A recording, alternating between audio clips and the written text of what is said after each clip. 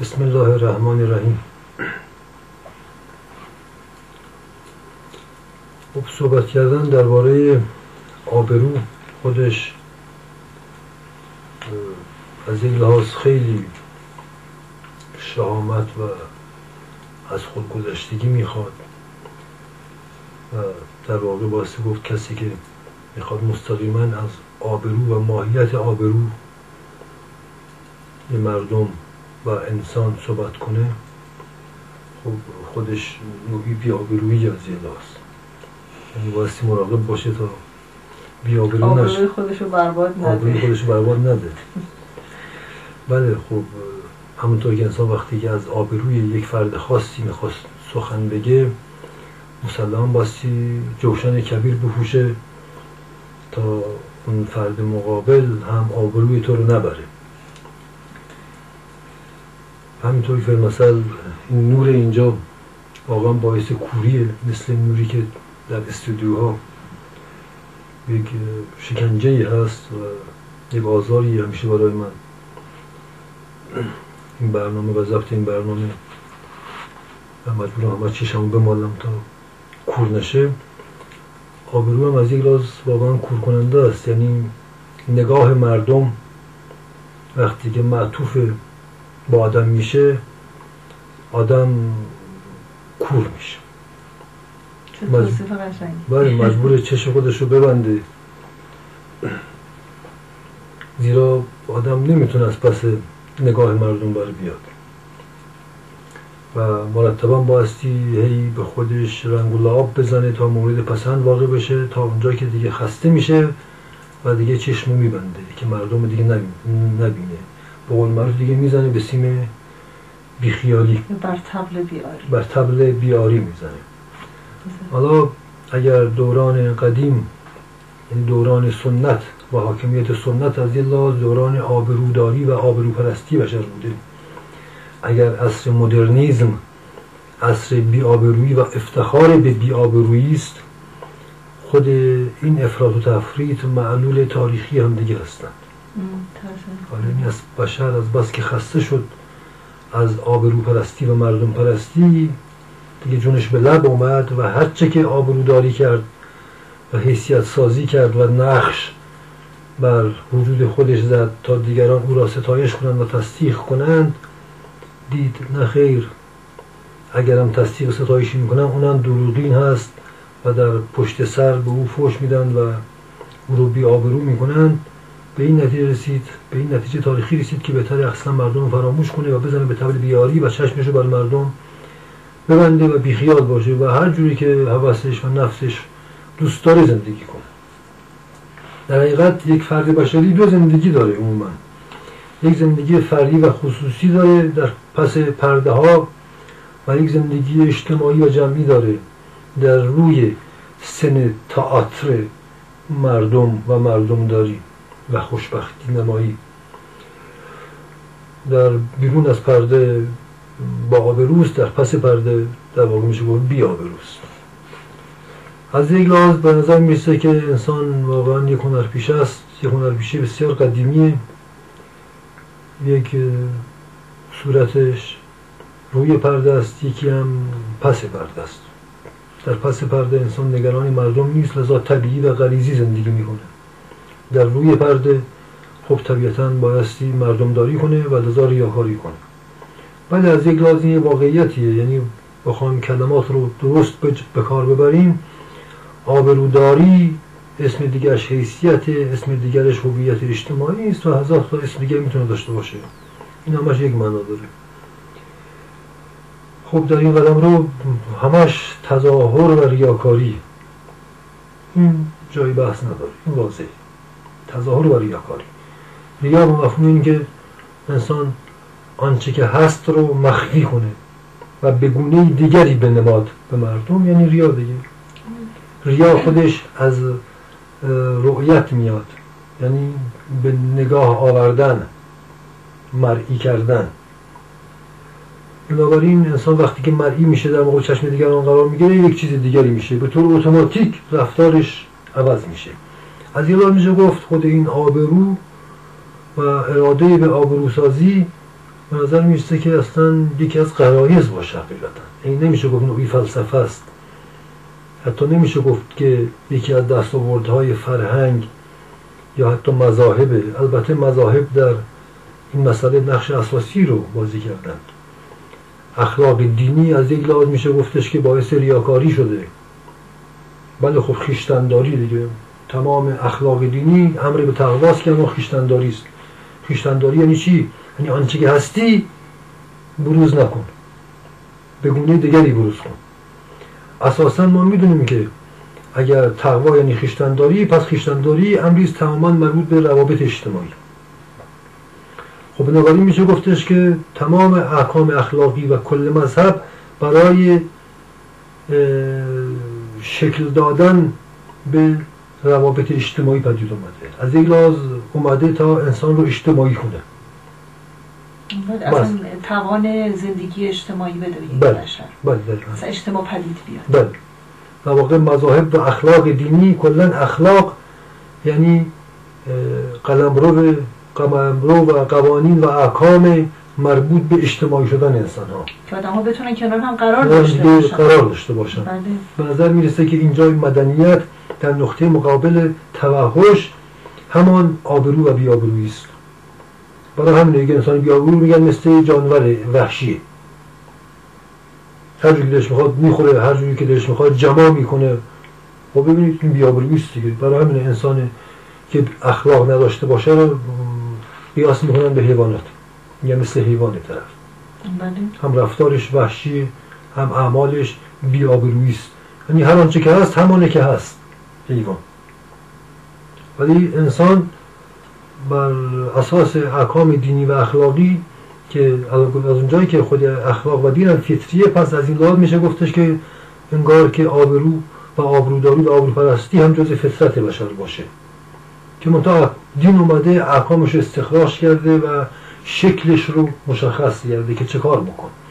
بنابراین کل تقوا در واقع میشه گفت یعنی ساماندهی روابط اجتماعی که همان خویشتن‌داری است، که همان آبرو سازی و آبرو پرستی است که مرز قائل میشه بین زندگی فردی و خصوصی و زندگی اجتماعی. همونطور که انسان در اتاق خوابش لخته، وقتی بیرون میره که خب نمیتونه لخت باشه. خب این آبروی، این میشه گفت اصطلاحاً حد آبروی. بقیه مسائل همینطور. خب به نظر میرسه که آبرو و بی آبرویی همان مدنیت و توحش باشه. از طرف دیگری بخوایم تعبیر روانشناسانه بکنیم، آبرو مترادف با ریاکاری میشه که همان مردم فریبیه، و بی‌آبرویی مترادف با صداقت میشه که در این حال این وقاحت و توحش هم هست. خب ما ببینیم اینجا مجموعی از ارزش‌ها یه متناقض با هم درگیر میشن، و از یه طرف آبرویی که مصادف میشه با تقوا و در این حال مترادف میشه با ریاکاری و مردم فریبی. خب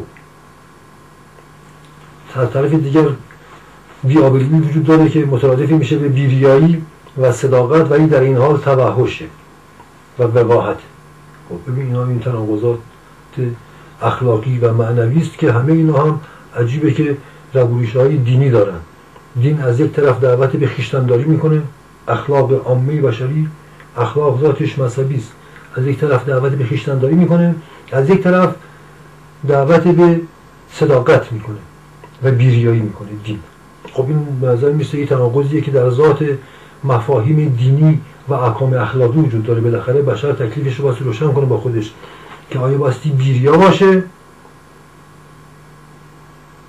یعنی بایستی همونجور که غریزتاً هست باشه، یعنی وحشی باشه، نفسا گسیخته باشه، یعنی لاابالی باشه، یا اینکه بایستی با تقوا باشه، یعنی خویشتن‌دار باشه، یعنی با آبرو باشه، یعنی ریاکار و مردم فریب باشه. بالاخره تکلیف چیه؟ خب این یک تناقضی است در ذات مفاهیم اخلاقی بشر که این مفاهیم تماما ذاتی مذهبی دارن. حالا جنبه مذهبیش هم بذاریم کنار، جنبه عقلانیت این واقعه اصلا از چشم عقل نگاه کنیم. بالاخره انسان باستی بین این دو جناح، بین این دو وضعیت کدوم رو باستی انتخاب کنه. تجربه بشری خوب نشون میده که هزاران سال قلمرو سنت اساسا قلمرو حاکمیت خویشتن‌داری یعنی آبروداری بوده. در مدرنیسم همونطور که مدرنیسم قبلا هم تعریف کردیم، مد یعنی بت، مدرنیسم قلمرو برون افکنی نفسه که قلمرو تکنولوژی هست و فرهنگ تکنولوژیکی که شعارش آزادیه. آزادی یعنی برون افکنی، یعنی راحت باش، هر جور که دوست داری باش. آزادی یعنی همین دیگه. خب این افراط تفرید ما دیدیم که به هر حال عقل ما نه آن افراط دوران سنت رو تصدیق میکنه نه این تفرید دوران مدرنیسم رو تصدیق میکنه. خب پس خود همین عقل به ما امر میکنه که یک وضعیت سوم، وضعیت بینابینی، یک وضعیت متعادل یا یک وضعیت برتر و سومی آیا واقعا وجود داره، امکان پذیر هست یا نیست. ما تازه در واقع میتونیم بگیم که صورت مسئله رو کمی واضح کردیم که مسئله واقعا مسئله بسیار پیچیده‌ایه. یعنی مسئله از لحاظ عقلانی، از لحاظ تجربه تاریخی واقعا در جنبه فهم و معرفت واقعا یک مدل شدیداً دیالکتیکیه در خودش و این رو اول بیش از هر چیزی با بایستی اساساً فهم بکنیم. خب ببینید، آبرو همونطور که خود لغتش به ما میگه یعنی آب رو. بله. دقیقا مثل اینه که انسان روی خودش، رو یعنی صورت، چهره، بله، جمال خودش رو انگار داره رنگ میزنه، رنگامیزی میکنه یا شاید هم پاک میکنه. میشه این حرف رو زد به عنوان آب؟ شاید هم پاک میکنه به حال، ولی ما در تجربه فرهنگی ما میدونیم که رنگامیزیه. درد آبرو یه عامه، آبرو در فرهنگ عامه رنگامیزیه، یعنی چیزی رو بر رو افسودن و رو پنهان کردن. در تجربی به نظر میرسه که این باشه. تمیزتر کردن، خوشگلتر کردن، همونطور که انسان صورت خودش میشوره ترتمیز میشه. خب بله، من منظورم همین. بله، عامه پسندتر میشه. به هر حال منظور اینه که مورد پسند واقع شدن. بله. خوشگل و تمیز جلوه کردن. بله. محبوب شدن. بله. خب ببینید، این چیز واضحیه که شریعت و احکام انبیاء الهی گفته که برای اینکه دو تا انسان بتونن در کنار هم دیگه باشند، یعنی برای اینکه انسان متمدن بشه، از توحش در بیاد، اجتماعی بشه، بایستی خویشتن‌داری و تقوا پیشه کنه. خویشتن‌داری و تقوا واضحه، یعنی توحش و جنون و شهوت بارگی ها و کبر و غرور و تجاوزگری های نفس خودش رو مهار کنه تا بتونه با دیگران همزیستی داشته باشه. بله. تا دیگران بتونن اون رو تحمل کنن، آدم ها بتونن همدیگر رو تحمل کنن. این بوده قصد، که فریبکاری نبوده. مسلماً اگر در دوران حاکمیت سنت بشر اگر با این آبروداری به سنت رسیده، نشون میده که یا دین انبیا رو نفهمیده یا از این دین و از تقوا سوء استفاده کرده، یعنی نفاق. مسلماً تقوا و خویشتن‌داری وجود انسان رو لطیف میکنه، آرام میکنه، ایمان امنیت میبخشه. این چیز زجرآوری نمیتونه باشه مگر اینکه از این احکام یا جاهلانه استفاده بشه یا منافقانه استفاده بشه. در این صورتی که انسان با احکام دین به بنبست میرسه، دچار زجر میشه. به نظر میرسه که کل تاریخ گذشته، اون در تاریخ گذشته آنچه که باعث به بنبست رسیدن انسان ها با دین و احکام اخلاقی و دینی شده، سوء تفاهم ها و سوء استفاده ها و به نظر من اساساً سوء استفاده از دین بوده. تقوا نمایی، قداست نمایی دروغین و عمدی و منافقانه، این بوده که زندگی رو برای انسان سخت کرد. برای اینکه هیچ چیزی عذاب آورتر از ریاکاری نیست که انسان در رابطه با هر کسی بخواد یک نقشی رو بازی کنه. انسان دیوانه میشه، به جنون میفته. این رو ما میدونیم و این به نظر من مهمترین علتی بود که دین رو به ظاهر مردم، اکثریت مردم به تدریج کنار گذاشتن. این یک از این لحاظ میشه گفت حقه بازی بود. ریاکاری رو به حساب دین گذاشتن و گفتن که دین همون ریاکاری است. در صورتی که خودشون ریاکار بودن، برای اینکه در صورتی که خودشون از دین استفاده ریاکارانه کردن، بله. از دین استفاده فریبکارانه کردن. از احکام دینی بنده فرض کن نماز خوندم فی المثل برای مردم تا مردم من آدم مومنی بدونن، تا از این طریق به من اعتماد کنن، تا من بتونم از اونها سوء استفاده کنم. درسته. ببینید این شکلی بنده فرض کن خیرات و صدقات دادم، نه برای رضای خدا، نه برای تزکیه نفس خودم، بله، نه برای احیای عدالت و تقسیم مال که فقرا هم از مال من برخوردار بشن، برای اینکه مردم رو فریب بدن. من که خیرات و صدقات دادم تا مردم چنین بپندارن که من مرد خدا هستم، انسان حق پرستی هستم، تا من اعتماد کنن، تا من از مردم بتونم استفاده های مد نظر خودم رو داشته باشم. بله. خب ببین این واضح، این تفاوت متاسفانه این تفاوت خیلی واضح از بس تبلیغات ضد دین در این دوران زیاد شده. بسیاری حتی از روشنفکران و علما همچنین پنداشتن که واقعا دوران دین و دینداری به سر رسیده، دیگه عملی نیست. این توضیح واضحاته، ولی این توضیح واضحات واقعا لازمه. ما اکثرا داریم توضیح واضحات بدیم تو صحبت ما. این توضیح واضحات واقعا واجبه. امروز ما داریم الفبای واقعیت‌های کرداری یه افراد و جوامع رو داریم توضیح میدیم، واقعیت‌های ملموس و حسی و عیان‌ها رو داریم بیان میکنیم. پس این دو مطلب کاملا متفاوته. فی المثل حیا و عصمت، پاکدامنی از احکام دین و از ارزش‌های دینی بوده.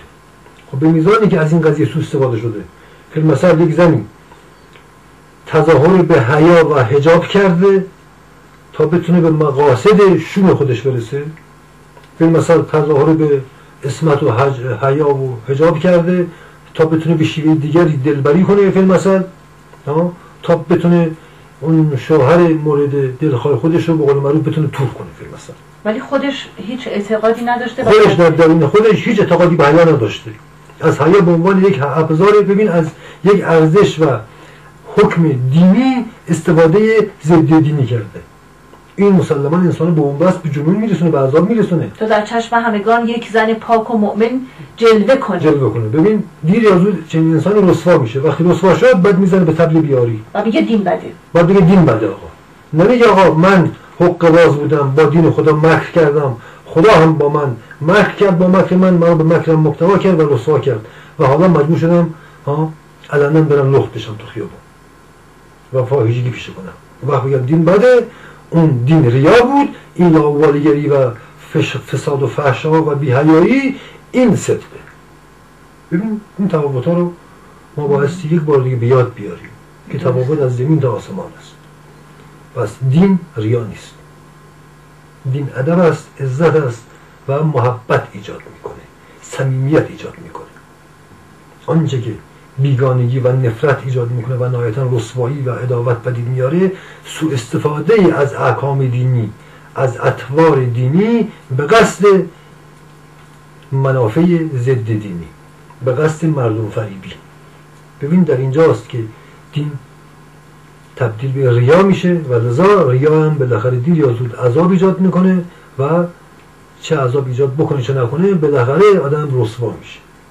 دروغ بالاخره ماهیتش رو میشه و آب رو رو میبره.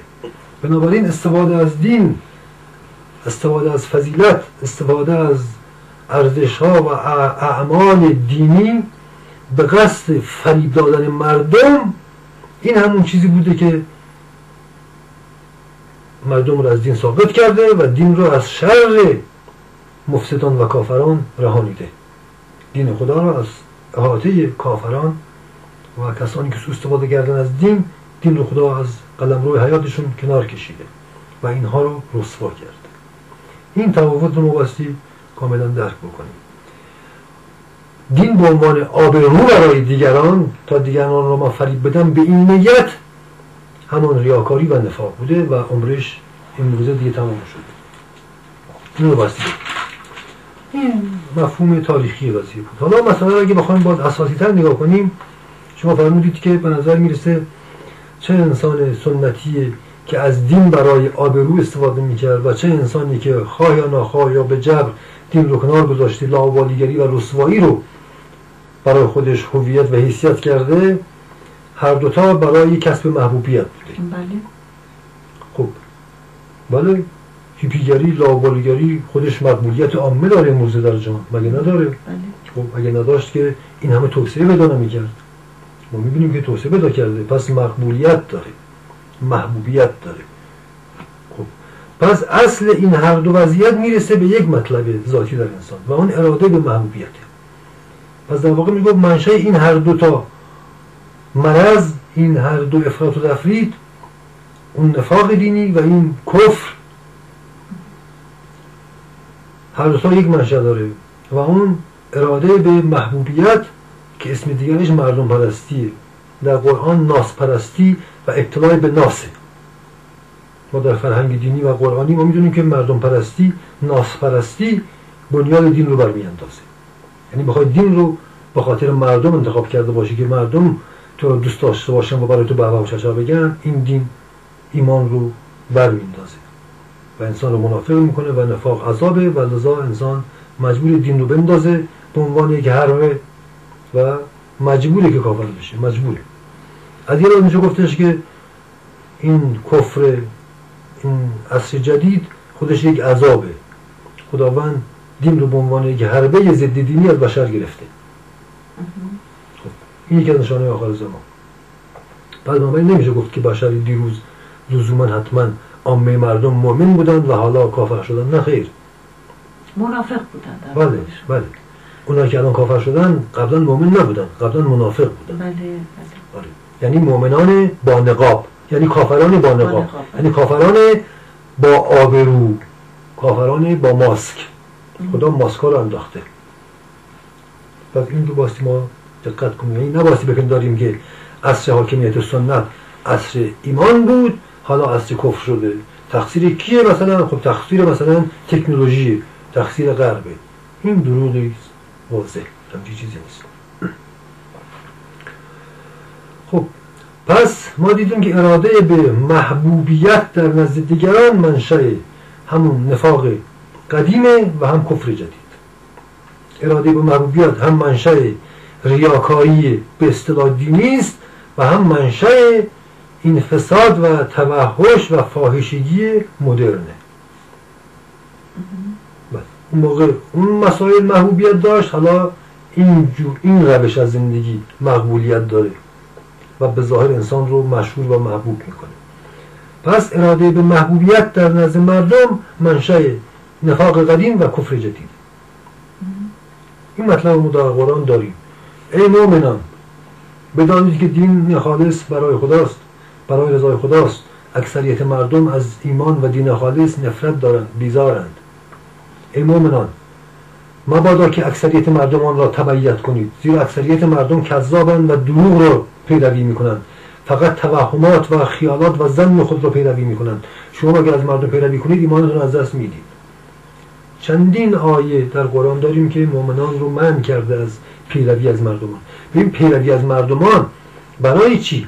برای اینکه محبوب مردمان بشم، مردمان به من بگن بارک الله احسن، تا بتونم ازشون سوء استفاده کنم. بله، تا بتونم با اینا قاطی بشم، تا بتونم به منافع غیر دینی خودم برسم. بنابراین اون انگیزه‌ای هم که در یک مؤمن او رو به مردم پرستی میکشونه هنوز در ریشه‌های کفرشه، یعنی شرک هاشه، یعنی شرک های اوست.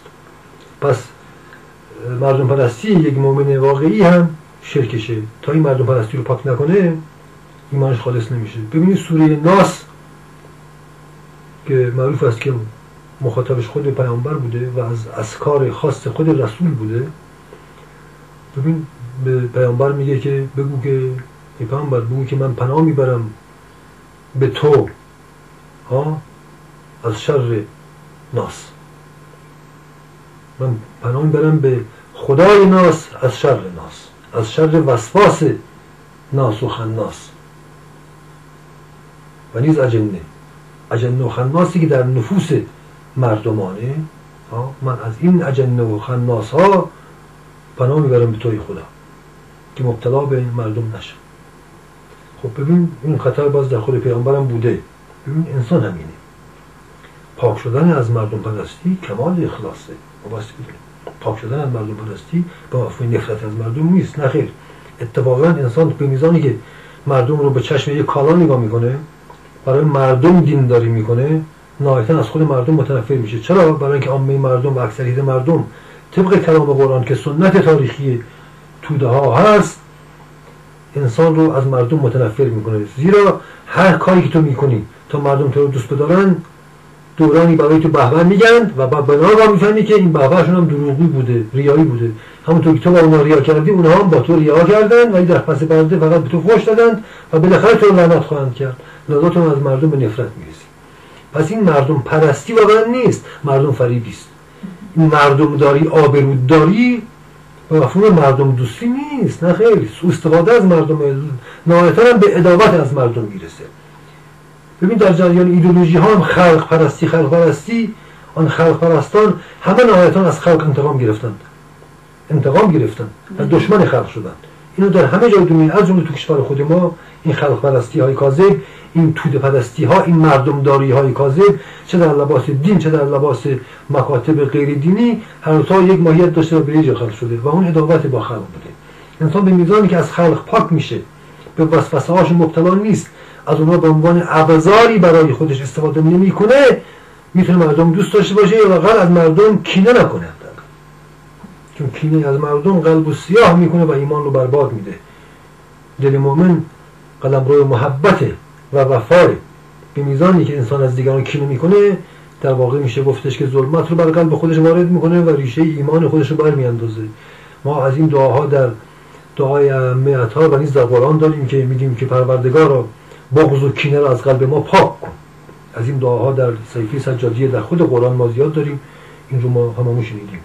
یکی از دعاهای مؤمنان اینه که خدایا قلب ما رو از بغض مردم پاک کن، از کینه مردم پاک کن، برای اینکه ایمان براندازیم.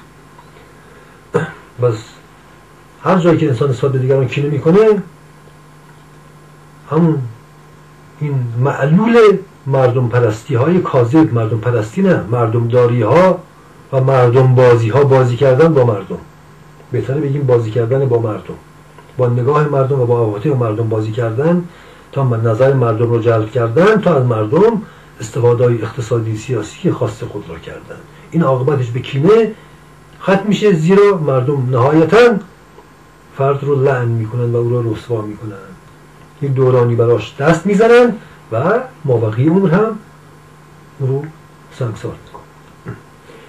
بنابراین اراده به محبوبیت در نزد مردمان منشأ هم کفر هم نفاق. این واضحه. خب بحث رو یه مقدار حکیمانه تر و وجودی تر، ذاتی تر بکنیم، به اینجا میرسیم. در واقع میشه گفت گوییم که اکثریت انسان عموما و عاما احساس وجود خودش رو در دیگران میکنه. حکیمان معاصر مخصوصا در مکتب اگزیستانسیالیسم در جنبه جامعه شناختی و روانشناسی و روانکاوی نکته بسیار زیبایی رو کشف کردند که ریشه در عرفان اسلامی و در کلا در معارف دینی داره، که این حکمت مدرن اروپایی اگزیستانسیالیسم بخصوص شخص هایدگر بنیانگذار چند نوع هستی انسانی بوده. یکی هستی در خویشتن یا هستی فی نفسه، ببین این یک بحثی در حکمت دینی بوده، و یکی هستی از خود بیگانه، یعنی هستی در دیگرانه. این هستی از خود بیگانه است. هستی فی ذاته رو ما میدونیم یا هستی فی نفسه و از آن مردان خداست، از آن اولیای خداست، یعنی کسانی که هستی خود را در خود یافتند و اون هستی خود خداست. آنها که در خود خدا را یافتند، آنها هستیداران حقیقی هستند، یعنی به ذات هستی در خود رسیدند. چنین کسانی هستند که از وسواس ناس پاک شدند و همینا هستند که مردمان رو دوست دارند. اولیای خدا اولیای مردم هم هستند. کسی خدا رو دوست داشته باشه مردم رو هم دوست داره. ولی عامه مردمان هستیشان مشمول هستی از خود بیگانه است، یعنی مردمان هستی خودشون رو در دیگران احساس میکنند، خودشون رو در دیگران احساس میکنند، احساس وجودشون در دیگرانه. منشأ مردم پرستی و وسواسه مردمان، وسواس ناس، از این از خود بیگانگی است. مؤمن و درجات ایمان یعنی درجات دریافت هستی در خویشتن. به قول معروف being in itself.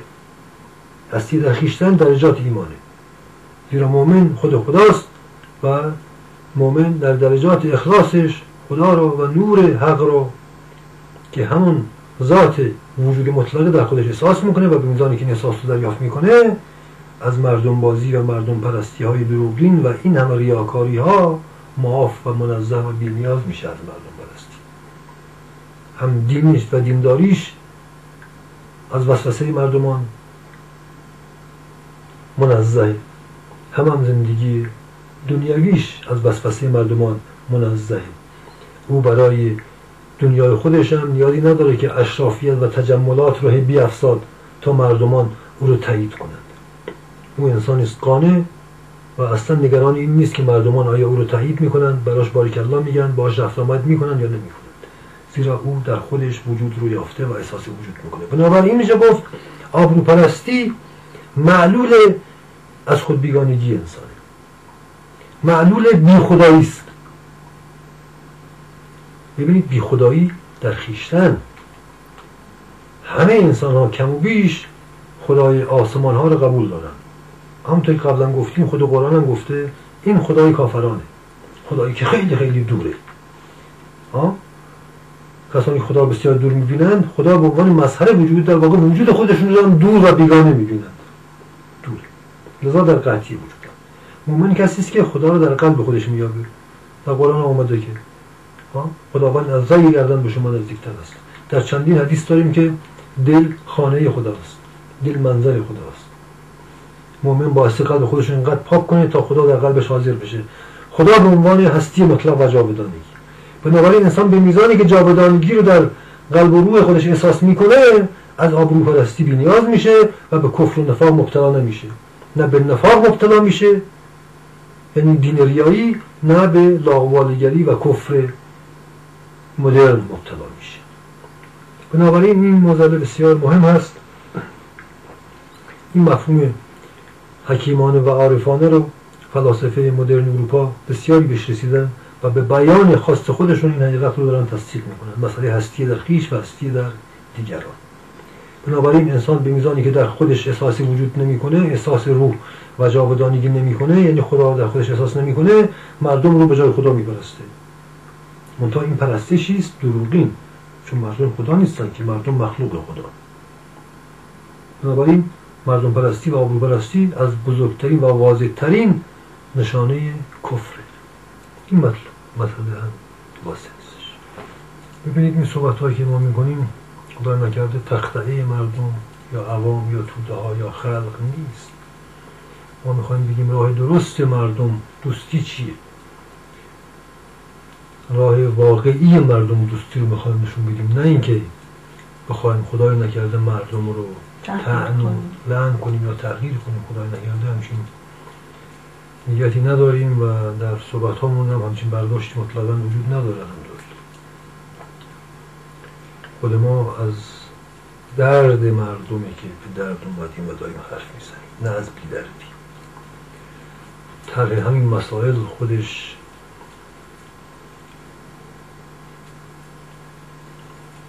نیاز به دریایی از خودگذشتگی داره. طرح این حرفا خودش ایثار بزرگیه. من نمیخوام از خودم تعریف کنم، ولی این رو میگم تا دقیق‌تر ثابت کرده باشم که این حرفا داله بر اکراه از مردم خدای نکرده نیست، ولی حق دردها رو به بیان آوردن خودش مستلزم ایثار بزرگی است و نیز مستلزم اینه که انسان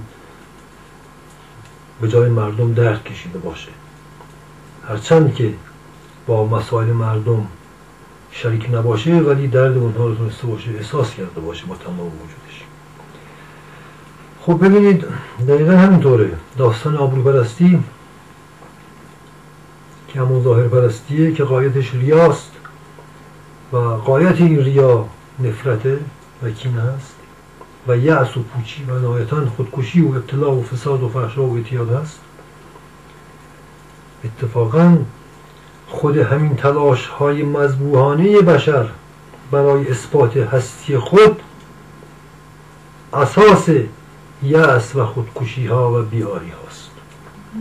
بله، و اساس خستگی ها و بیزاری هاست از خود و از مردم و از دین و از همه چیز. این تلاش های مذبوحانه و دروغین و ریایی برای اثبات هستی خویشتن. بله، انسان به میزانی که نیست هستی نمایی میکنه.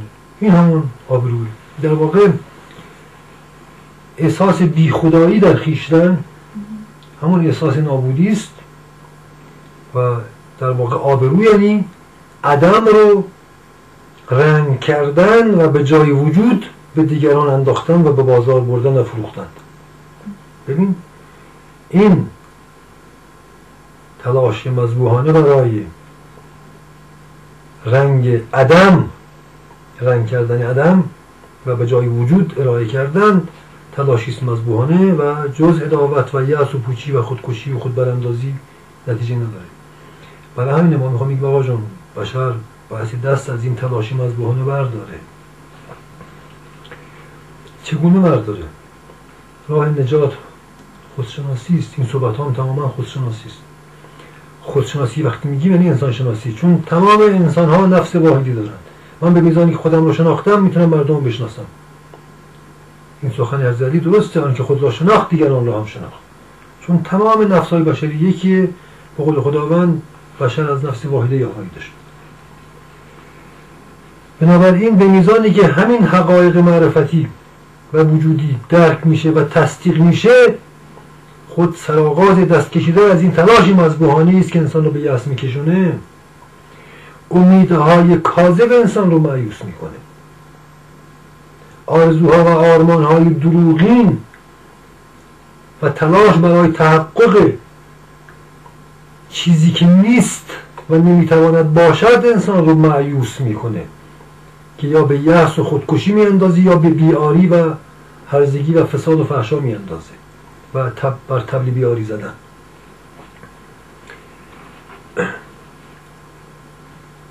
آن که خود را ثابت میخواد بکنه که من هستم، آگاه یا ناخودآگاه، یعنی من خدا هستم. انسان مخلوقه، خالق نیست. و همین دلیله که این تلاشی است مذبوحانه و ذات این تلاش آگاه و ناخودآگاه، خواسته و ناخواسته کفره و کفر محکوم به یأس، کفر محکوم به خودکشی و خودبراندازی است، کفر محکوم به رسوایی است.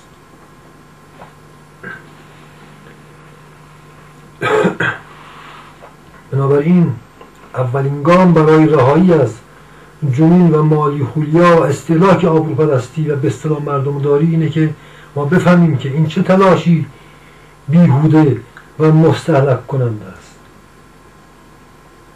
انسان به میزانی که نیستی خودش رو درک و تصدیق میکنه و سعی نمیکنه از خودش روی برگردانه، در آستانه هستی یعنی بر آستانه خدا قرار میگیره. انسان به میزانی که ما در جلسه قبل گفتیم، انسان به میزانی که میبینه که کافره و تصدیق میکنه که کافری پیش خودش، در واقع در قلمرو ایمان قرار داره. انسان به میزانی که نیستی خودش رو میبینه بر آستانه هستی قرار میگیره و هستی طلب وجود میکنه، میگه پروردگارا به من هستی ببخش از هستی خودت. این ایمان. هستی این ایمان نور هستی، نور خداست، برای اینکه خداست که فقط هست. ما بقی فرزند فنا هستند و بر فنا هستند. این یک واقعیت بشری است و مخلوقیت انسانه. به میزانی که انسان میخواد بگه من خودم خالق خودم هستم، محکوم به یأس و خودکشی و خودبراندازی و بی‌آبرویی میشه و نهایتاً بر طبل بیاری میزنه. بنابراین همه اینا مستلزم معرفت نفس است. ببینیم، خب شما فرمودید که خب مردم بس چه بکنن؟ ببینید حضرت مسیح معروف ترین کلامش اینه که میگه ای مردم مرا دوست بدارید تا نجات یابید. نمیگه مردم چنین کنید و چنان کنید، میگه منو انکار نکنید، حداقل منو فحش ندید و من تو من نزنید، منو دوست بدارید تا نجات یابید. از چه نجات یابید؟ از احساس نابودی نجات یابید، یعنی هستی بیابید. مشابه همین سخنان رو از حضرت علی داریم که میگه ای مسلمانان، مؤمنان مرا دوست بدارید تا نجات یابید. این سخن رو ما از خود رسول اکرم داریم که ولایت علی ابن ابی طالب انسان رو از عذاب دوزخ نجات میده. ولایت یعنی محبت علی رو تصدیق کنید، علی رو دوست بدارید تا از عذاب دوزخ نجات پیدا کنید، از آتش دوزخ. آتش دوزخ آتش نابود کننده است. دوزخ قلمرو احساس نابودی است. تمام عذابها انواع و درجات احساس نابودیه. به میزانی که انسان احساس نابودی میکنه دست به آبروسازی و آبروپرستی و مردمداری های ریایی و فریبکارانه میزنه که عاقبتش همش به رسوایی است. همه مردمی تا دیروز برات هورا میکشیدن امروز تو رو لعنت میکنند و هر چه زحمت کشیدی برباده. نهایتا این آبروداری و مردمداری و مردم پرستی به جایی میرسه که به خون تمام خلایق تشنه میشی و اگه بتونی میخوای گردن همه رو بزنی. ببینید از یک لحاظ عصر جدید این 2 قرن اخیر در غرب قلمرو زایش علم جامعه شناسی و فلسفه های اجتماعی بوده که 2 از برجسته ترین و جهانی ترین این فلسفه های اجتماعی، یکیش دموکراسی بود، یکی هم سوسیالیسم. دمو یعنی مردم، سوسیته هم یعنی مردم، یعنی جامعه. هر دو تا یکی. این مکتب اصالت جامعه به 2 روش دیگر. و موجود سوسیال دموکراسی خب ما میدونیم که جامعه ترین مکتب اجتماعی سیاسی هستش که تقریبا بشریت داره میپذیره، ازش پیروی میکنه. این هر دو تا این مکتب اصالت مردم و مردم پرستی. خب ما دیدیم که این هر دو تا مکتب ما دیدیم که از فلسفی هم بر الحاد و انکار خدا و دین بنا شده. برای همین پیروان این هر دو مکتب به سمت لاابالیگری، پوچیگری و انحطاط و تباهی و جنون و جنایت دارن. ببین مردم پرستی، ما این لغت ها اشتباه نگیریم. دموکراسی مردم پرستی نیست، سوسیالیسم مردم پرستی نبود و نیست. نه خیر، این یک دروغه. این یک دروغ بود. ما میبینیم که دموکرات ترین حکومت ها در جهان اصفه دموکراسی و سخنگوی دموکراسی آمریکاست. خب میدونیم که مردم خوارترین و جهان خوارترین حکومت هاست. کاملترین اصفه سوسیالیسم شوروی بود و ما دیدیم که شوروی هم نهایتاً به امپریالیسم رسید و به قول مائو سوسیال امپریالیسم شد و مردم خوار و جهان خوار شد. پس دروغ بود. اینا واقعا مردم پرست و مردم دوست نبودند. اینا فقط خدا را به قول خودشون گذاشتن کنار، دین رو گذاشتن کنار. خب میخواستن بگن خب حالا حرفمون چیه؟ مردم آوردن، ناس آوردن، ملعبه کردن. اینا دروغ بود. دروغ بودن هم دموکراسی و هم سوسیالیسم روز بازه. این هم نکته دیگری است که البته جای بحث فراوان داره، فقط این رو به عنوان مثال ما درک کردیم. مردم دوستان واقعی انبیاء الهی بودند. عاشقان مردم پیامبران و بعد اولیا و امامان و صدیقین و عرفا بودند و هستند که حتی کافران و تبعکاران رو هم دوست داشتن و شفاعت میکردن. ببینید تمام پیامبران به درگاه خدا داشتن واسه مردم چانه زنی میکردن. قرآن رو نگاه کنید، اینقدر چانه زنی میکردن که خدا به اونا تشر میزد که آقا جان اینقدر چانه زنی نکنید. به پیامبر ما میگه یه پیامبر از بس که داری قصه میخوری واسه مردم انقریبه که اصلا قلبت از چشات بزنه بیرون، داری خودت هلاک میکنی، نکن این کار رو. ببینید و اینا عاشقان مردم بودن که حتی با خدا برمی افتادند، واسه مردم چونه میزدن. ببین عاشقان دموکرات های واقعی و سوسیالیست های واقعی انبیاء و اولیا و امامان بودند. این محرز و مسلم زندگی اینها نشون داده. اینها تمام حیات هستی خودشون رو فدای مردم کردند و اکثرشون هم در تمام عمر از دست مردم زجر کشیدن، تهمت ها کشیدن، شکنجه ها کشیدن، خیلی هاشون هم کشته شدن و با اینکه کشته شدن باز هم مردم رو دوست داشتن و اکثر اینها قاتلان خود رو حتی شفاعت کردن. ما این رو میدونیم. خب ببین اینها گفتن که ما رو دوست داشته باشید، نه ما رو به خاطر خودمون، به خاطر خدا دوست داشته باشید تا نجات پیدا کنید. ببینید از این راه راحت‌تر نمیشه. حتی نگفتن چنین کنید و چنان نکنید. خود همین دوستی و محبت انبیا و اولیا هست که اصلا احکام دین رو برای انسان آسان میکنه و انسان در دین ریاکار و منافق و معذب نمیشه. انسان تا انبیا و امامان و نهایتاً حداقل مؤمنان رو در هر دوره اگر دوست داشته باشه، خود همین نجات از نابودیه. چون یک مؤمن جلوه‌ای از هستی خداست و هستی داره. کسی که صاحب هستی رو دوست داشته باشه هستی میابه. انسان هر چیزی رو دوست داشته باشه همان میشه. انسان به میزانی که خدا رو دوست داره صفات خدایی و اخلاق الله پیدا میکنه. ببینید شما اگر بپرسید راه حل چیست، پس چه باید کرد، من میگم این و از این راحت تر نمیشه. این کمترین و راحت ترین کاری هست که میشود کرد. اینکه بیاییم انبیا و اولیا رو، امامان رو، صدیقین و عرفا رو و در همین دوران مؤمنان مخلصان، همون انگشت شماری که هستن، ما هر جایی بوی ایمان و حیا و قناعت و صبر و محبت دیدیم، لعن نکنیم، تهمت نزنیم، دوست بداریم. همین دوستی به انسان احساس هستی میده. دوستی هستی بخشه و لذا انسان رو از آبروپرستی و ریاکاری نجات میده. ببینید بشر داره جون میکنه، دست به چه تلاشهای زجرآوری میزنه، چه سگدوی هایی داره میکنه که چی؟ که پول بیشتری جمع کنه تا زیمبولی زنبوی بیشتری به خودش بیاویزه تا دیگران باور کنند که عدم او را وجود بپندارند، شرارت او را خیر بپندارند، ظلم او را عدل بپندارند، جهل او را علم فرض کنند. بله، ولی دو روزی ممکنه چنین فرض کنند، ولی بالاخره همه کاسه بوزهاشو بر سرش میشکنند و لعنتش میکنند. این گونه است که انسان مایوس میشه، خسته میشه، هلاک میشه. بشر دست از این تلاشی مذبوحانه بایستی بکشه. ببینید انسان تا دست از جهل و جنون نکشه، تا دست از کفر خودش نکشه، به عقل، به علم و به ایمان نمیرسه.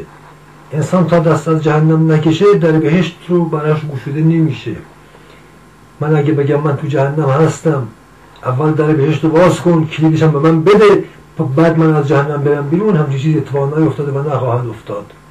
اگر من میفهمم که این تلاش‌های من، این طرز فکر من غلط، جاهلانه است و من رو هلاک میکنه، کمترین کار اینه که تصدیق کنم که من جاهلم. این آبروداری، آبروپرستی که منو هلاک کرده، این احمقانه است، هیچ خیر دنیوی هم نداره. دست بکشم، اول باید دست بکشم از این تلاش‌های مذبوحانه خودم، چند دقیقه بنشینم سر جای خودم. این کمترین کار و واجبترین کاره. این کاری که بایستی انجام میشه. دوست داشتن امریست قلبی و انسان اراده قلبش رو در دست خودش نداره، ولی انسان در ذهن خودش صاحب اراده است. خداوند به هر کسی درجه از عقل رو داده.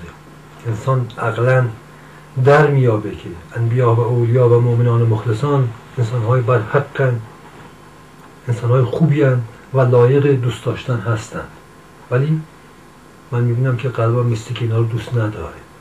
خب علتش اینه که من تبهکارم، من گناهکارم، گناهان کبیره میکنم دارم، حرامخوارم، تهمت زنم، احکام عملی دین رو من اکراه دارم و انجام نمیدم و ضدش انجام میدم. هر وقت دست کشیدم قلبم ایمان خواهد آورد و آنها را دوست خواهم داشت و آبروپرستی من که قلمرو تمام بدبختی ها و سگدوی ها و رسوایی منه هم تعطیل خواهد شد و من به یک قناعت و عزت نفس خواهم رسید. ما شب قبل در مورد مسئله ایمان گفتیم که در قرآن آیه‌ای هست که چه بسا کافران میگویند ای کاش ما هم مؤمنان بودیم، و بعد خداوند میگه که میدانی چرا آنها ایمان نمیآورند؟ برای اینکه همین که این حرفم دارن میزنن هم در همون موقع مشغول تبهکاری هستن و مشغول عداوت با انبیا و اولیا هستن و احکام رو انجام نمیدن و ضد احکام دین انجام میدن. ببین این قضیه پس واضحه. اما بریم سر مسئله دیگه. بله 2 میلیارد اندی مسیحی هستند، 2 میلیارد تقریبا بودایی هستند، 1 میلیارد خورده مسلمان هستند. خب به نظر میرسه که همه پیامبران امامان خودشون رو دوست دارن دیگه. بله. نه خیر، اینطور نیست، اصلا اینطور نیست، مطلقا اینطور نیست. من چند تا خاطره تعریف کنم نمونه تا مش نمونه خروار باشه. من خودم البته مثال ها بسیار دردناکه، به خیلی بر میخوره ولی اب نداره، بذار بر بخوره. من خودم شاهد بودم این دورانی با چند تا از این اقطاب سلسله های درویشی که همه علی علی میگن، اقطابشون که هر کدوم هزاران دستبوس و مرید دارن، من اینا رو نزدیک دیدم که در تنهایی و محافل خصوصی خودشون واسه حضرت علی جوک میگفتن.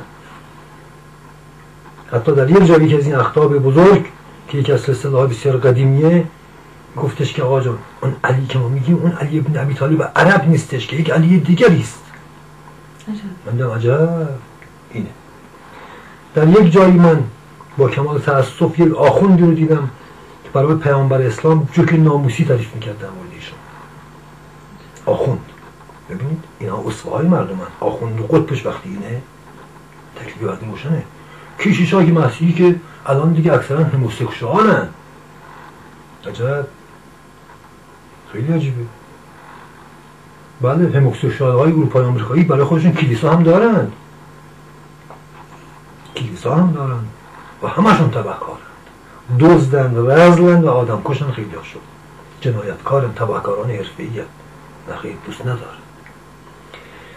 انسانی که احکام دین رو انجام نمیده نمیتونه انبیا و اولیا رو دوست بدارد. این دروغ محض است. بله مسیحی ها یک شنبه ها میرن کلیسا، مسلمان ها همه میرن مسجد، بودایی ها به معابدشون. اینها یک سری سنت های جاهلیه. مسیح رو کیا محکوم به مرگ کردن و به صلیب کشیدند؟ روحانیت یهود. اگر یهودی ها موسی رو دوست داشتند چرا به مسیح که ناجی قوم یهود بود عداوت کردند و او رو کشتند؟ پس موسی رو دوست نداشتند؟ بعد موسی رو دوست نداشتند. با بقیه من اینطوره. اینها یک سری سنت های سمبولیک فسیل شده است که اصلا خودش منشأ کفر. این نمایش های عبادی توخالی که فقط خودش اینو تفریح و نمایشه و بخشی از آبروز پرستی های به اصطلاح دینی اجتماعی است. شعبه از آبرو پرستی ها و مردمداری های کافرانه است. این مراسم ها رو ما گولش رو نخوریم، اینا نشانهای دین نیست. آقا میبینیم چرا؟ میبینیم که این آقا سینه میزنه، اون یکی تو مسجد گریه میکنه، اون یکی توی کلیسا نمیدونم عیسی مسیح میکنه و بعد در عمل میبینیم که اینا در زندگی روزمرهشون یک مؤمنی که قانع باشه، شرافت و صداقت داشته باشه اینو ابله و دیوونه میدونن. ابله و دیوونه میدونن. یک مؤمنی که کمتر زنا کنه و ربا بخوره اونو خل و عقب مونده میدونن. یعنی کسی که احکام دین رو داره انجام میده در اونا دیوونه است، دیوونه و احمقه. وقت اینا عیسی رو، حضرت مریم رو، پیامبر رو، علی رو، بودا رو دوست دارن، امکان نداره دوست داشته باشه. چطور آدم میتونه پیامبران رو دوست داشته باشه و تبعکاری کنه، فساد کنه، این همه ظلم کنه، این همه تجاوز کنه، این همه مال مردم خوری کنه، این همه فسق و فجور کنه؟ امکان نداره. این محبت که انبیا و اولیا جلو این تبعکاری رو میگیره و انسان رو از این آبروپرستی های جنون آمیز و مالی خولیایی و مذبوحانه مسئول میداره و انسان قانع میشه و یه زندگی با عزت و لذت و شریفی پیدا میکنه و احساس هستی و وجود میکنه و در قحطی وجود نمیفته تا بخواد عدم رو رنگ کنه به جای وجود به مردم بفروشه. مردم عدمی که به رنگ وجود در آمده رو برمیگردونم به طرفش، میگه مال بعد بیخیراش ریشه صاحبش و بر سرش میشونن. ببینید این قضیه واضحه، بسیار مسئله دردناکیه برای ما مسلمان ها. اینو ما بایستی بپذیریم. این مراسم عبادی یه سالی ماهی لزوما دال بر ایمان و دوستی پیامبر و ائمه نیست لزوما. اینو ما بایستی درک کنیم. طرف همه فسادها رو داره انجام میده و بعد در این حال مسجدش هم میره، خیراتش هم میره، مکهش هم چه بسا میره، کلیساش هم میره، معبدش هم میره. شما نگاه کنید خود صهیونیست‌ها که در اسرائیل جمعن بیش از سایر مذاهب در انجام سنت‌های دینیشون تعصب‌های نجات پرستانه دارن.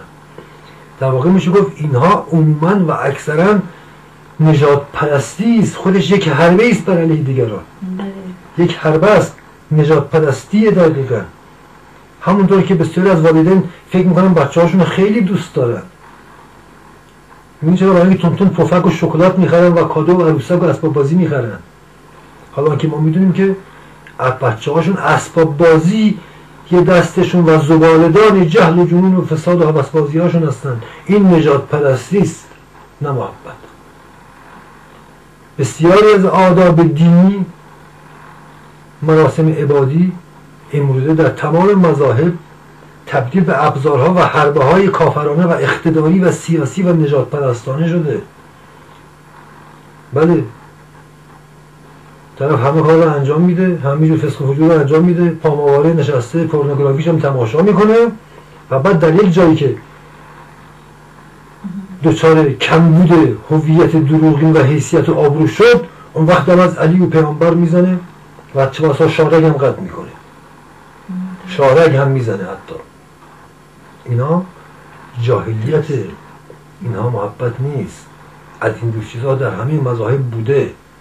بزرگترین دلیل این واقعیت اینه که چرا پیروان هر مذهبی شقی‌ترین دشمنان پیامبران و امامان دوران خودشون بودن.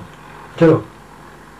همین قضیه به وضوح نشون میده که محبتی اگر می بود بشر به این همه لاابالیگری و فساد نمی افتاد.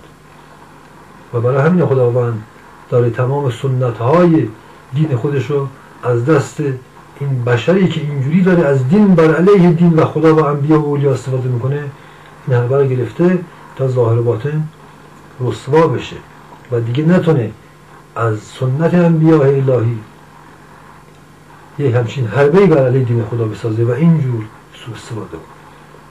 بنابراین اگه بخوام یه جنبندی بکنیم، پس اون حرف کاملا درسته. انسانی که حضرت فاطمه رو دوست داره نمیتونه پای ماهواره و فیلم‌های پورنوگرافی بشه، نمیتواند، چنین توانی رو نداره. این واقعیته. از خودمون گول نزنیم. آره، بله، بنده همه فسق و فجور انجام میدم، همه کار رو انجام میدم، شب و جمعه میرم نمیدونم در دعای فلان پای سفره بهمان تا به اصطلاح گناهان خودم رو بشورم. نه خیر، خداوند کلاه سرش نمیره، انسان فقط داره خودش رو میزنه. یک جو محبت انبیا و اولیا در دل انسان باشه، انسان رستگاره. آخرین محک این که آیا من پیامبران و امامان و قدیسین و صدیقین را یا دوست دارم و ندارم اینه که ببینم آیا اگر یک مؤمنی رو دیدم، یک انسان صادقی رو دیدم که دزد و هیز و رذل نیست، رو آیا او رو میتونم دوست داشته باشم یا او رو احمق و آدم مرتجع و عقب مونده و خل میدونم. امروزه بقول حضرت علی میگه دورانی فرا میرسه که صادقان رو ابله میدونند و اراذل و تبهکاران و کذابان رو خردمند و عاقل و پیشرفته میدونند. امروز همچون دوران، یعنی ملاک رو احساس واقعی و کنونی خود نسبت به یک انسان درست کار بدونیم، یک مؤمن زنده، یک مؤمن زنده. چون انبیا و اولیا در حال حاضر وجود ندارند، فرد میتونه خیلی خوب خودش رو فریب بده برای اینکه من اونها رو دوست دارم. ولی وقتی که احساس خودش رو نسبت به یک فرد درستکار که بر احکام دین رفتار میکنه ببینه، اون موقع میتونه بفهمه که بله، اگر اون حضرت هم در حال حاضر زنده بود اون احساسش چه بود. بله، احساسش چه بود؟ احساسش چه بود؟ واضح چه بود؟ و همین دلیلی که امام غایب، مسیح در آسمان هاست. برای اینکه مسیح هر وقت بیاد بازم مصلوبه، امام هر وقت بیاد بازم به قتل میرسه. بله، کاملا صحیح. علتش اینه. غیبت اینها به این دلیل. بنابراین ما بهتره باور کنیم که کافریم تا بر آستانه ایمان قرار بگیریم. بایستی باور کنیم که قسوت قلبی نسبت به خدا و انبیا و مؤمنانش دوستشون نداشت. آره، بایستی باور کنیم که دوست نداریم اونها رو. این اولین گام صدقه و بخوایم که دوست داشته باشیم و این عملش رو اول بایستی باور کنیم که کافریم، علیرغم اینکه داریم نماز میخونیم و مسجد میریم و کلیسا و کنیسه میریم، بایستی باور کنیم که آقا جان این دروغه، ما خودمون رو فریب دادیم و فریب خودمون رو باور کردیم، دچار مالی خولیا هستیم. باز باور کنیم تا این مالی خولیا از ما بره، یک عقل و شعور در ما پیدا بشه. این نخستین صدقه. بله این گام اول اینه که بایستی کفر خودمون رو ببینیم و باور کنیم و این باور آستانه ایمان و نجات و رستگاریه و رستگاری از آبروپرستی. آبروپرستی همون کالاپرستی است، همون پولپرستی است. انسانی که ایمان نداره شبان روز بایستی کالا وارد کنه، 24 ساعت بایستی بخوره، 24 ساعت بایستی پارتی بده، 24 ساعت بایستی مدل دکوراسیون تلویزیون اینا رو عوض کنه، مدل ماشینش رو عوض کنه تا احساس وجود کنه و یه عمر سگدو بزنه تا احساس وجود کنه و این لحظه هم احساس وجود نمی‌کنه. برای همینه از آدم و آدم نفرت داره و مدام گناه مرتکب بشه برای اینکه همچین احساس وجود کذایی بهش دست بده تا دیگران بهش باریک الله بگن، تا از باریک الله دیگران احساس وجود کنه و بعد می‌بینه که دیگران ظاهرا باریک الله میگن، پشت سر میرن بهش فحش میدن. برای همین نهایتاً که انسان‌هایی از عزیزترین کسانشون اتفاقا بیشتر نفرت و کینه پیدا میکنند، زیرا انسان عزیزترین کسان و نزدیکترین کسانش رو بیشتر توقع داره که اون رو تایید کنند. چرا؟ برای اینکه به اینا سرویس داده، پول داده. و بعد میبینی که بچه‌های تو که یه عمر تو از فرط عشق مالی خولیایی و دروغینت به پایین پول ریختی، میخوان سر رو تنت نباشه. این نشانه اینه که آیا من کسی رو دوست دارم، ندارم، با وجودم یا بی وجودم، با دینم یا بی دین هستم. بله و این وقتی این باور صورت گرفت، بعد توبه از گناهان و عمل کردن بر اساس دین در این صورته که اون محبت و اون دوست داشتن انبیا و اولیا و اون دوست داشتن افراد مومن در دل اتفاق میفته و این آغاز در واقع رهایی از این آبروپرستی است و آغاز احساس وجود راستینه. بقول از علی بازم میگیم که دوزخی جز بی‌معرفتی نیست. بنابراین باز هم مثل میشه خودم رو اول و بعد دیگران رو دعوتی به خودشناسی میکنم. خودشناسی در مراحل اول یعنی کفرشناسی، یعنی جهل شناسی، یعنی جنون شناسی، یعنی شقاوت شناسی خودم، نه دیگران. بله ببینم که چقدر شقی، سنگدل، ابله، بدبخت و دریوزه هستم و واقعا دوست داشتنی نیستم. برای همین کسی من دوست نداره، چون خودمو دوست ندارم. اتفاقا اصلا خودم میخوام سرلوتم نباشه، چون انسان تبعکار و سنگدل نمیتونه از چشم خودش هم دوست داشتنی باشه، لذا برای دیگران پولی باشه و مختصم چاکران میگه دیگران دوست داشته باشن منو. عجب، من نمیتونم خودم دوست داشته باشم، چطور دیگران میتونن منو دوست داشته باشن؟ نه، چه این چیزی امکان